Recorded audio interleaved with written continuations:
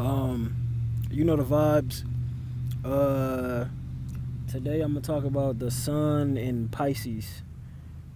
The sun in Pisces. Pisces is the 12th sign of the zodiac. Um, it's on the tail end. Cause the zodiac sign going like a line or like a wheel or like a kind of like a snake kind of thing. Like when they talk about like your kundalini, they talk about the snake. So the zodiac wheel is like a serpent kind of thing. Um, but Pisces is like the end of that. It's a water sign. It's mutable, and the planet is ruled by Jupiter, but the co-ruler of it is Neptune. So it has that Neptunian influence. So like it's the same concept with like the Aries, Scorpio, the Mars, Pluto, um, Capricorn, Aquarius, Saturn, Uranus, and then Jupiter and Neptune had that same kind of relationship. So like the initial actions of it, or the initial, let's say, baseline, I guess, the would be like how Jupiter and Sagittarius is. They're all about faith, experience, religion, uh, far out ideas. That's what makes kind of Sagittarius is that makes them have that God complex, is because they pull their, like, how Mars is pulling from its surroundings, and then you expand, and then Leo is pulling from its surroundings, and then Sagittarius is the fire that's farther out than, they're not as far out as a Pisces, but they're farther out than a Leo and a Aries would be. So they're pulling from that far deep end. So if you take that same concept with Pisces being on that same wavelength with Sagittarius about religion, experiences, art, creativity, expression, Pisces take that and they go to the farthest end that they could possibly pull from and bring that down. So that's where they get that like Neptune influence from too, because Neptune is like how people like far out, man, or like Pisces can get into like drugs and psychedelics because they like just how Sagittarius is like to escape. Pisces like loves to escape too. That's how they kind of share that same wave. It's like Pisces enjoy escaping just as much as like Sagittarius and stuff like that. But they can escape through, they can both indulge, but Pisces can take it to a different extreme. Like a Pisces would be like the starving artist. Like a Pisces would be like the the person who, because it's a giving sign. That's what they share with Virgo, is that Pisces are givers. So like they give and let stuff pass, and then they'll be mentally, emotionally, and spiritually like they can be in a whole nother realm, and then how they snap out of it, or like they come back to this realm and they done gave, and if you around the wrong signs, like some signs that take advantage of that and some signs won't take advantage of it. But if you around a bunch of signs that take advantage of the fact that you have a giving nature, when Pisces snap out of it or they come back down to earth, like they get real agitated and real aggressive and real this and real that, because it's like they visions or how they see the world or how they see the system and how they see like how things, not how they don't like to look at like stuff as how it is. They like it to look at it as what they want it to be.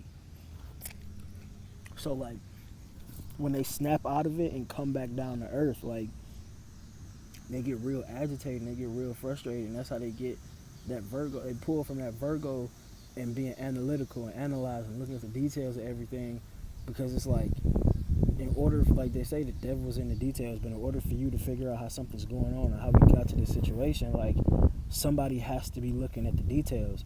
And that's like a lot of things that a lot of other signs don't really pay attention to, is the fact that when you actually look at the details, you can see like some shit can be avoided, like some of the stuff that goes on. And then you can take this on a global scale, a personal level scale, like some of the things that are done can be definitely be avoided.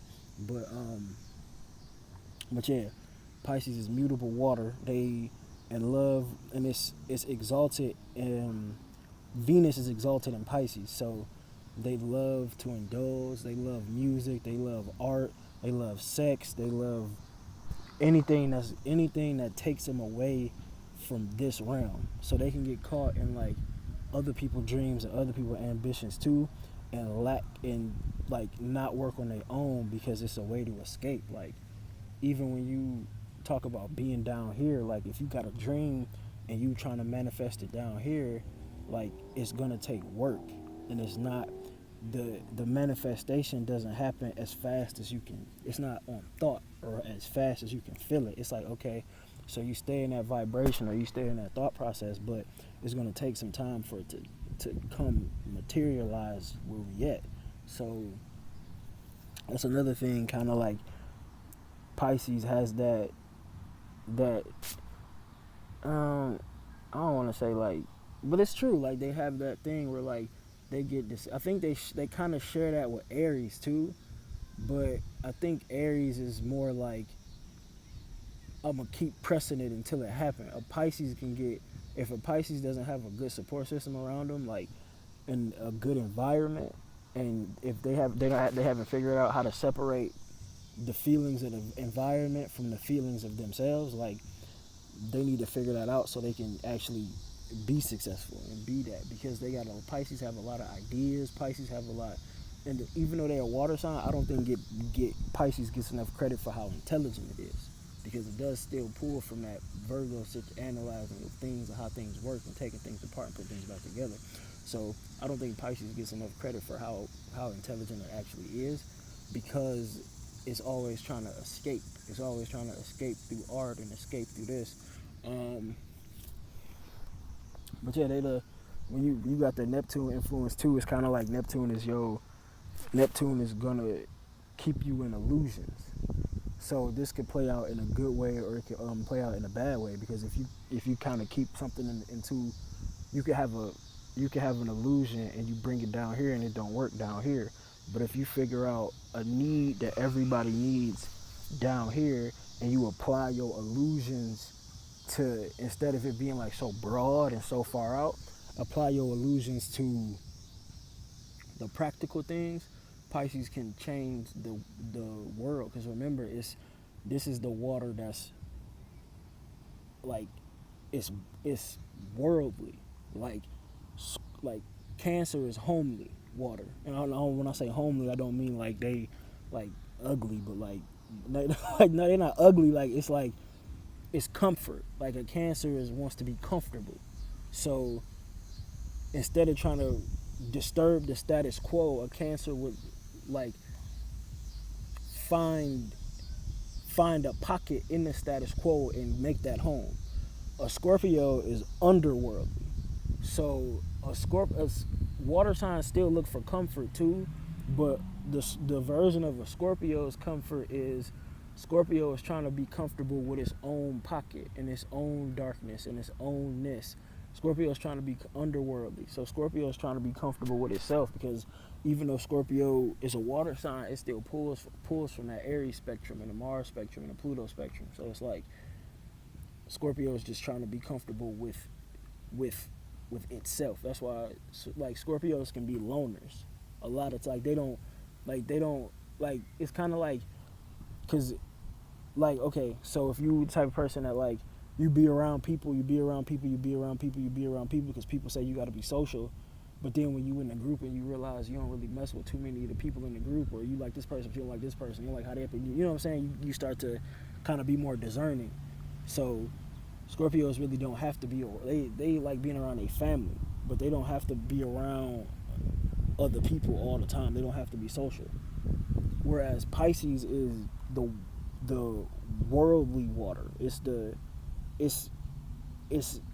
can go really, really, really far out, and it can also go extremely deep at the same time. So if you look at like a river, like an ocean or anything like that, of course the ocean has its depth or whatever depth, but then if you look at it if you on the shore and you're looking at it, it's far out too. It expands too, and Pisces is the water sign that expands.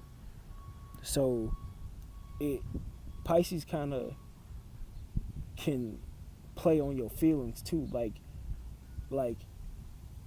it's mutable, so they know how to get with your flow and then jump out your flow and then get with somebody else flow and then they have a hard time getting on their own flow, but it's a receiver, so they respond to the energy that you give it. That's it. And if you catch a Pisces on the wrong day, whatever you just gave it, they might multiply, because they have that same Sagittarius extreme far out thing where Sagittarius do that same thing too, where like they'll do what you did, but they'll go 80 times harder with what you just did to them, because they have that extreme nature. Pisces had that same thing. Like they'll respond to you because they don't address stuff when it happens.